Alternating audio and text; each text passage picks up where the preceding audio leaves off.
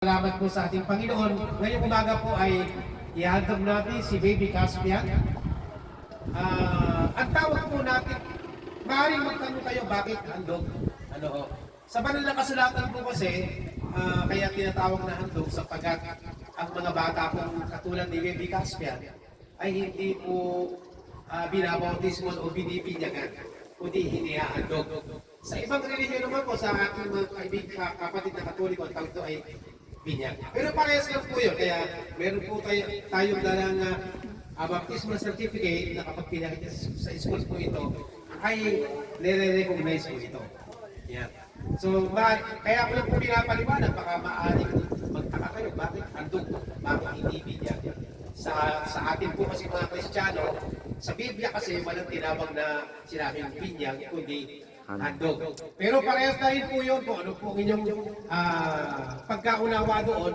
Basta importante ngayong umaga, si Baby Caspian ay ihatog natin sa ating Panginoon. At importante ang mga ninong at ninang. Okay? So bakit pa tayo tuwing pag-ahandog? Merong mga ninong at ninang. Kasi unang-una, si Pastor Carlo, dito ko ba Pastor Carlo? Ayan. Kilala mo natin mo sigurado ka? Okay. Kasi, alam nyo ho, minsan, sa ganitong sitwasyon, marami yung nagkakamali. Kung nakita mo lang ho, kaya kailangan mo, nakita mo minsan, kukunin na ho natin, o kaya ay, karamihan kinukuha natin ho. Nakita ko si Daniel Fernando, dito pa pero kilala mo naman. Kasi minsan may kinukuha tayo, kung sikat na politiko, kinukuha po natin. Alam niyo ba ang pag-aanak sa bata ay tumata yung pangalawang magulang. Kaya ako naniniwala, kaya kayo kilala ni Pastor Carlo ngayong umaga, ay alam ko na kaya nyo rin tumayo bilang pangalawang ama at pangalawang ina ni Baby Caspian, mga ninong at ninang. Tama po ba yung aming iniisip? Opo, tama po yun. Huwag po kayo magtatago ng pagpasko. Kasi unang-una hindi naman yung pera importante rito. Ang importante po rito ay yung inyong responsibilidad bilang mga ninong at ninang. Kasi nakalagay sa mga ninong at ninang ay Godfather, Godmother. Ang ibig sabihin kayo po, itumata yung pangalawang ina ni Baby Caspian na tanungin ko muna yung mga ninang. Siyempre, ladies first lagi lalo na si Kapitana po. Kung sakali po ba na dumating ang punto na yung mag-asawang Cardo Dalisay ay magipit at nag-aaral yung bata, nakita niyo naman na talagang kailangan ng tulong, huwag niyo mong ipag-akit yung tulong ninyo. Hindi makatango sa kapatid. Kasi unang-una po, kaya kayo nandito, kayo po ay mga tumatayong pangalawang magulang. Ito ay sinusampaan natin sa harap ng ating Panginoon. Hindi, kaya nga minsan ako po ay hindi natutuwa kapag kumukuha tayo ng mga ninong at ninang na hindi natin kilala. Lalo kung politician lang lalo at saka, pagkatapos, niniwala ba kayo karami sa mga politician pag nag-anak, nakalimutan ni inaanak nila? Opo, kasi madami. Di ba? Ganun kasi marami. Pero itong mga pinili mo pa sa mukhang hindi ka makakalimutan. At talagang mamahali si Baby Caspian.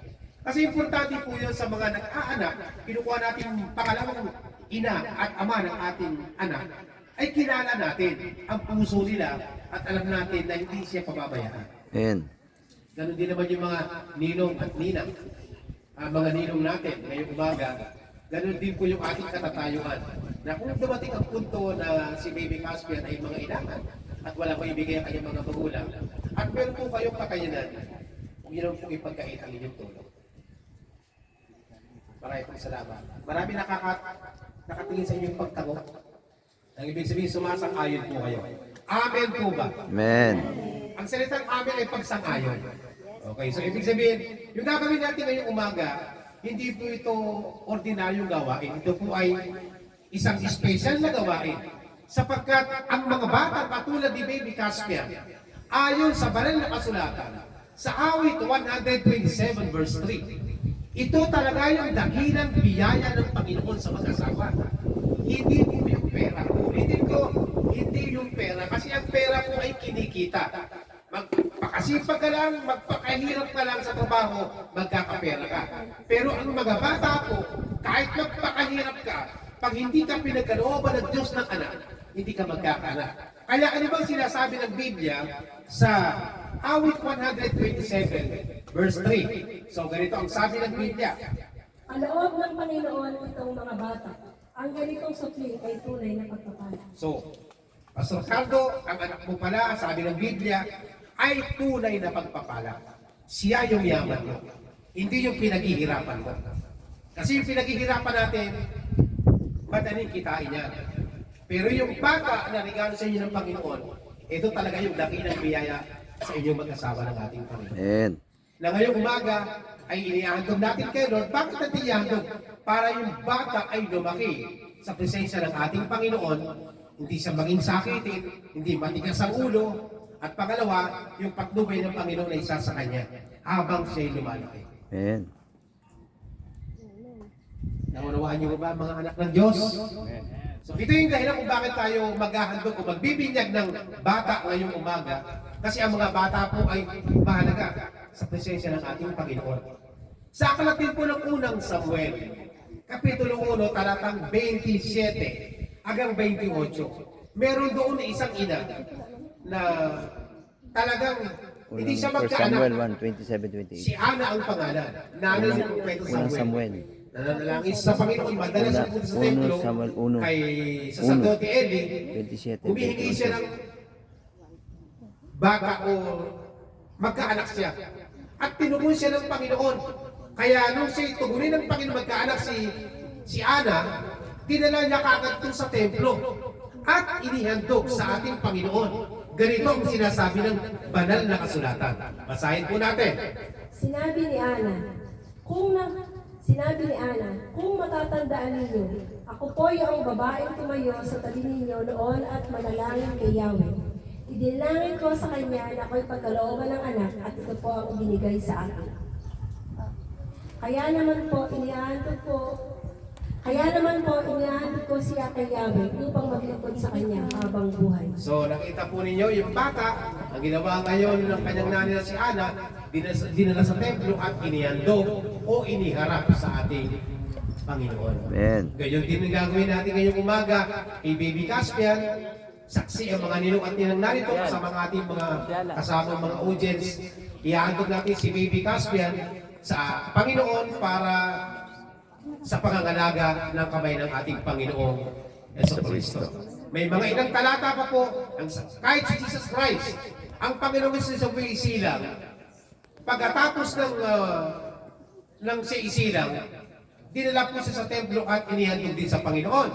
Sa Lucas Kapitulo 2, talatang 22, ganito din ang ginawa ni Mama Mary o ni Maria, ni Mama Mary at ni Jose kay Jesus Christ. Nung sa isilang, pagkatapos ng 8 araw, dinala po sa templo at iniharap o inihandog sa ating Panginoon. Kaya ang bata po ay inihandog sa Panginoon.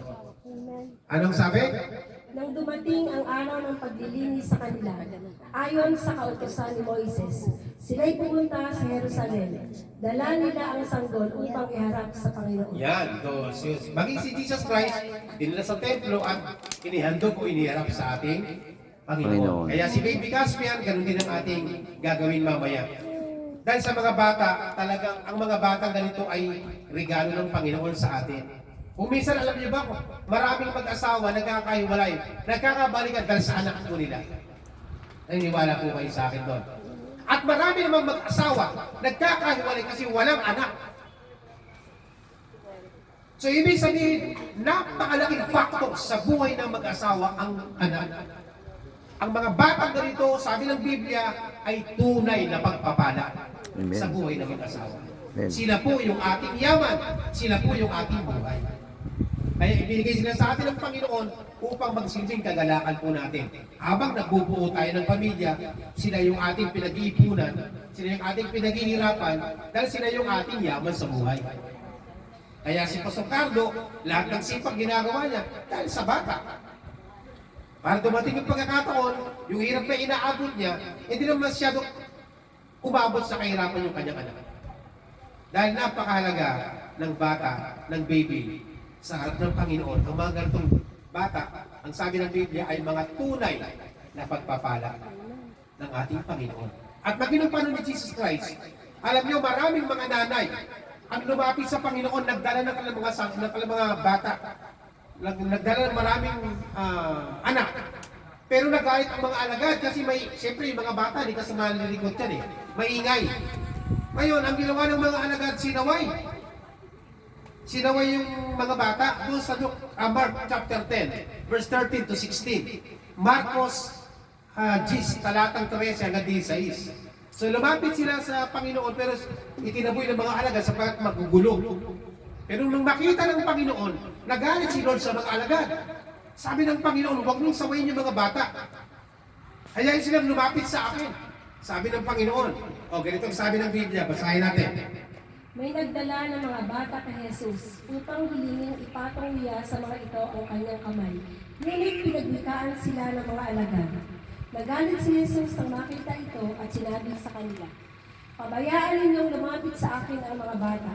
Huwag ninyo silang sawayin, sapagkat sa mga katulad nila naghahari ang Diyos. Ito ang tandaan ninyo. Ang sinumang hindi tumatanggap sa paghahari ng Diyos tulad ng isang maliit na bata ay hindi mapapabilang sa mga pinaghaharian niya. At kinanong niya, di ba, sa talatang 16? At kinalong ni Jesus ang mga bata. Ipinatong ang kamay. Pinatong ang kanyang mga kamay sa kanila at pinagpala sila. Ganon din po ang gagawin natin mamaya kay Baby Caspian.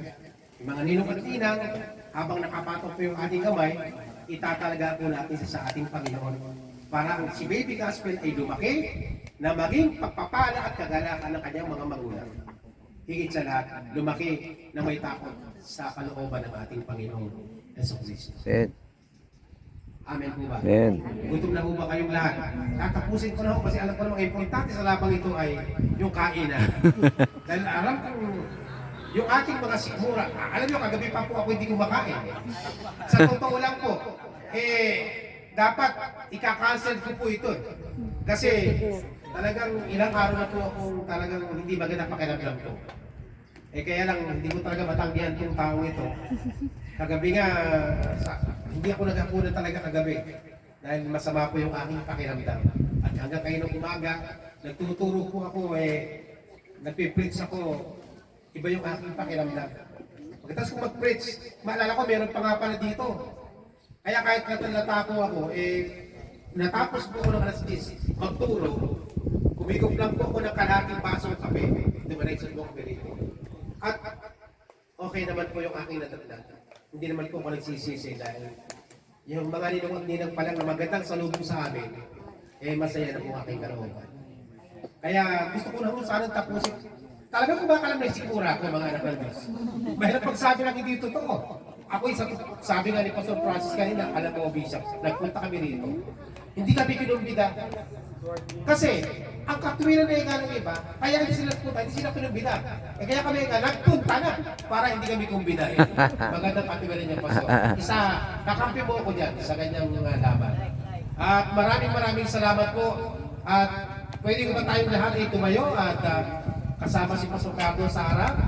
Tabihan yung anak mo, dali mo rito. Bitapon mo na yung mic mo, ito ang importante sa kayong mag-asawa. Ayan. Wala naman tayong kandila na hindi malaki kasi kung mamamatay kandila. Hindi sa kandila na lang mamaya. Walang ninigan ka rito. Kasi may naitan ka. Hindi. Siguro pasok dito kayo na mag-asawa. Pwede yung may mga ninong ilay. Kasama rin dalawang pastor na kaibigan ko dito. Ayun, Dito po kayo sa tabi ko, mga pastor. Ardo, Huwag kayo ito. magtakot, magagandang lalaki naman kayo.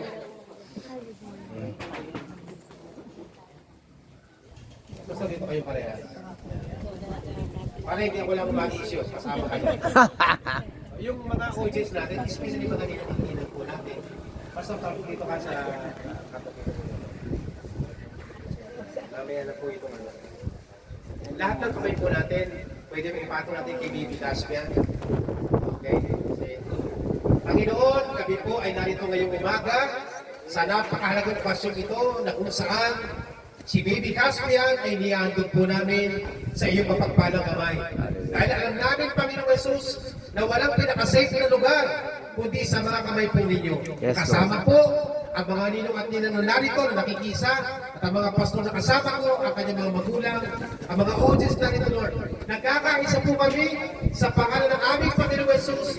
Inihandog po namin, O Diyos, sa iyo ang baby Casper na ito na siya'y lumaki ng malusog, matalino, masunuri sa kanyang mga magulang at sinasaway po namin Yes. ang anumang sumpa Jesus' ng name. sakit karamdaman Jesus' name. na maring dumapo sa bata. Jesus' name. Jesus' Panginoong name. Jesus, sa mga kamay po ninyo, ipinagkakatiwala po namin ngayong umaga si Baby Caspian. Pagpalain mo ang kanyang buhay. Pagpalain mo rin po ang kanyang mga magulang. Yes. Maraming pong salamat po Diyos. At sa iyo po namin ipinabalik ng maingat ang lahat ng papuri, pagsambag po salamat sa pangalan ni Jesus. Amen. Okay, dahil nag-disperse po tayo, alam po ba sa inyo kanila? Pwede ba yung mga ano na lang? Tingnan natin yung mga wishes ng ating mga ninong at nina. Kasi ko sa ano?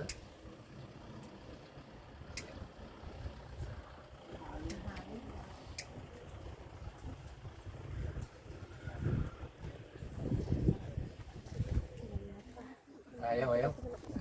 Ikaw, hindi kasi ako sanay humawak ng ano.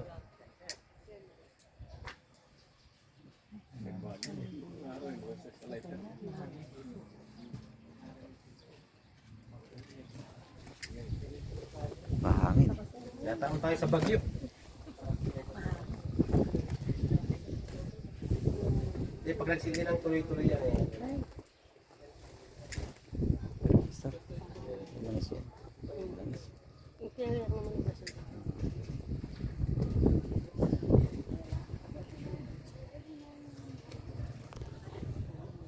Ayaw talaga mabuhay. Sige, kayo na po umauna. Gusto po namin marinig yung inyong paspas kay Baby Caspian. May camera ba tayo dyan? Baby Caspian, sana'y lumaki kang isang mabuting bata, masunurin sa magulang, at takot gumawa ng mga kasalanan na hindi nararapat. Mabuhay ka ng matiwasay at mag-aaral ng mabuti para sa iyong kinabukasan sa iyong paglaki. Mahal ka namin, Baby Caspian. Amen. So salamat. Napakaganda naman ang paspas ng ating kapitana. Baby Caspian, sana lumaki kang isang mapagmahal na bata at masunurin sa magulang.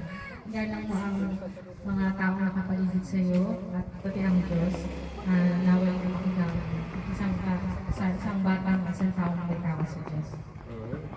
Thank you, Lord. Hello, inaanak, Baby Casper, naway lumaki kang may takot sa Diyos, katulad na sinasabi ng lahat, maging mabuting bata, at sa paglaki mo naway makatapos ka sa iyong pag-aaral. Amen. Amen. Love you. Amen. Amen. Baby Caspian, sana lumaki kang may takot sa Diyos, malusog, huwag ka ng sakit. Amen. At sana matapos kang may pag-aaral. May konsyan ako dito. Kilala ko itong yung ano. Sige. Wala si konsyan. Okay, sige po. Parang mahina ata kami kay konsyan eh. Hindi naman. Nagbibiro lang po. Baby boy, sa alam ko ni Pastor G. Baltasar, nawa ay lumaki kang may takot sa ating Panginoon at maging mabuting bata, sumunod lagi sa mga ating magulang, sa dad at mami, at nawa sa iyong paglaki, ibagunin mo ang pagmamahal ng lahat, at ganoon din na sana makatapos ka na yung pag-aaral. Meron ba? Hello, Baby Caspian. So, ang mission yung hinihinang niya ay lumuwi kang batang malusog at may takot sa Diyos. So, love ka hinihinang niya. Walang sandatan na sana yumaman ka. Ako na lang makapag-present yung yumaman ka. Okay, so pwede ba tayo magtaas ng kanang kamay natin ngayong umaga sa Panginoon at pasalamat tayo. Amang Banal, nagpapasalamat po kami ngayong umaga sa natapos namin paghahandog kay Baby Caspian. Yes, Lord. Salamat po sa mga ninong at mga ninang na bukal sa puso po nila ngayong umaga, nagpunta rito at nagpaabot ng paspas sa buhay ng aming baby Caspian. Ang aming dalangin, Lord, ngayong umaga, ang lahat ng narito ay pagpalain po ninyo, ingatan nyo kung paano kami nakarating ligtas sa lugar na ito. Hanggang sa amin po pag-iwalay, Panginoon, ingatan niyo po kami at pakabalutan mo kami ng banal na dugo. Yes, Panginoon Lord Jesus. Jesus. Maraming salamat po. I-bless po rin po ang mag-asawang Pastor Cardo ngayong umaga. Salamat po, Diyos, sa iyo po ang lahat ng papuri, pagsamba at pasalamat sa pangalan ni Jesus. Amen. Ito, kayo po sa takipir na tapos na po ako. Maraming salamat.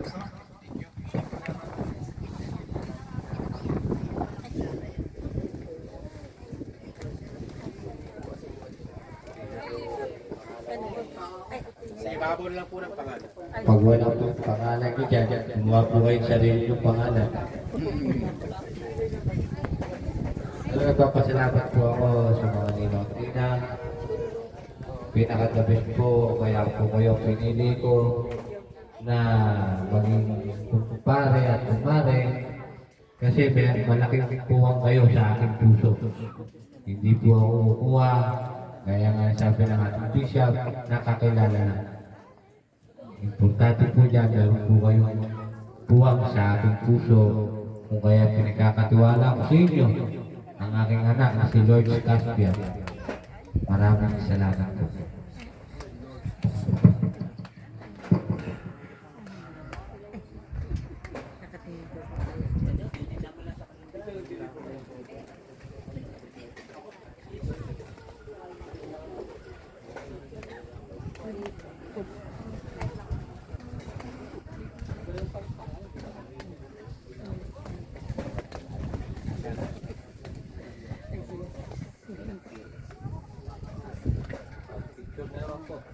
Picture daw kayo, picture. Doon po sa may ano ni Baby Caspian. Mga ninong at ninang mo na. Kasama pa ako dyan?